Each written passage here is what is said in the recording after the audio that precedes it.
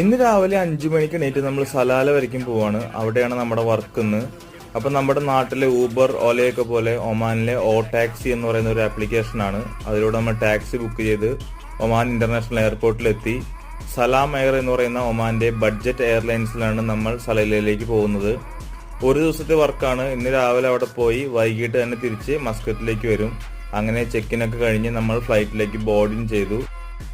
നമ്മൾ കേട്ടിട്ടുള്ളത് പോലെ തന്നെ സലാല എന്ന് പറയുന്നത് നമ്മുടെ ഒരു മിനി കേരളമാണ്. അതായത് നമ്മുടെ കേരളത്തിലുള്ള അതേ മണ്ണും അതേ കാലാവസ്ഥയും അതേ കൃഷിയും കാര്യങ്ങളൊക്കെയാണ് സലാലയിലും ഉള്ളത്. അവിടെ ഖരീഫ് സീസൺ എന്ന് പറയുന്ന ഒരു സീസൺ, നമ്മുടെ നാട്ടിലെ മൺസൂൺ എന്ന് പറയുന്ന സീസൺ ഈ വരുന്ന ജൂൺ 20 തുടങ്ങുന്നത്. അപ്പോഴാണ് സലാലയുടെ ശരിക്കുള്ള.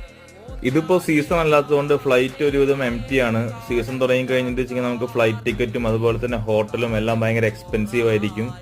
അങ്ങനെ വർക്ക് കഴിഞ്ഞിട്ട് അടുത്ത വീഡിയോയിൽ കാണാം.